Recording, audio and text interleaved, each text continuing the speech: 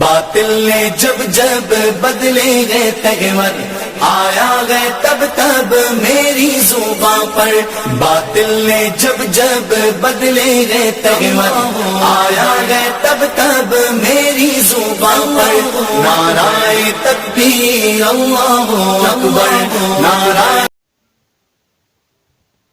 جی سامعین، تو یہاں پر مولوی عبداللطیف صفدر صاحب کی آپ ویڈیو سماعت فرمائیں کہ وہ اس ویڈیو میں کیا کچھ کہتے ہیں۔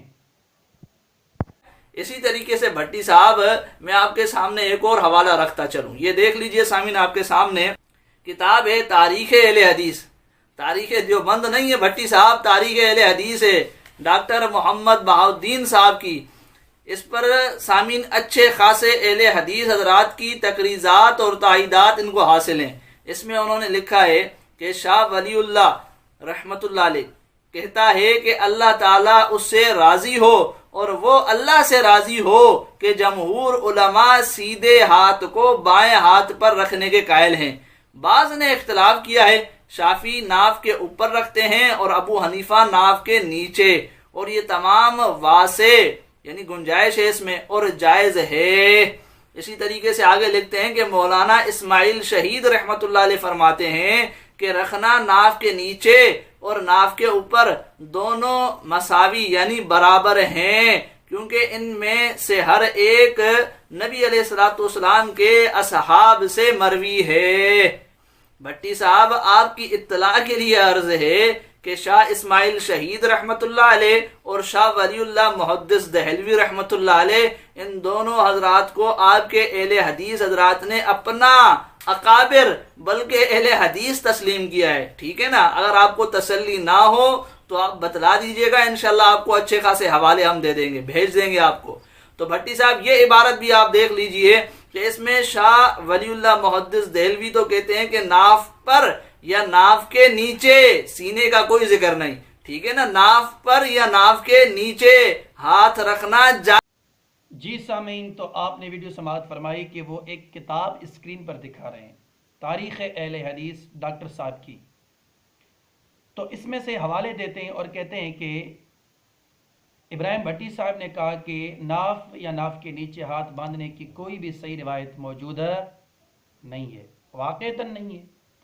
اور یہ کہتے ہیں کہ میں آپ کے لیے حوالے آپ کو دکھاتا ہوں۔ اس نے کیا کیا کہ تاریخ اہل حدیث کی کتاب سے اس نے دو حوالے دکھائے، دو حوالے۔ کون سے؟ ایک شاہ ولی اللہ محدث دہلوی کی عبارت انہوں نے نقل کی ہے، اور دوسری مولانا اسماعیل شہید رحمت اللہ علیہ کی۔ ان دو عبارتوں کو انہوں نے نقل کی جو آپ اسکرین پر دیکھ چکے ہیں۔ لیکن ساتھیوں، مزے کی بات ہے، مشہور دنیا کے اندر شاہ ولی اللہ محدث دہلوی یہ کیا ہیں؟ یہ حنفی عالم ہیں، حنفیوں کے اکابرین میں سے ہیں، اور مولانا اسماعیل شہید یہ بھی حنفیوں کے اکابرین میں سے ہیں۔ لیکن مجھے بات سمجھ میں نہیں آئی کہ انہوں نے آج ان سے برات کا اعلان کیسے کر لیا کہ یہ اہل حدیثوں کے اکابرین میں سے ہیں۔ ڈاکٹر صاحب نے تاریخ اہل حدیث کی اس کتاب میں انہوں نے جو عبارتیں نقل کی وہ الزامی عبارتیں نقل کی ہیں کہ دیکھو دیوبندیوں کے اکابرین میں سے یہ جو ہیں یہ اس چیز کے قائل ہیں کہ اگر کوئی بندہ سینے پر ہاتھ باندھ لے تو پھر اس کی نماز کیا ہے؟ درست ہے، جائز ہے۔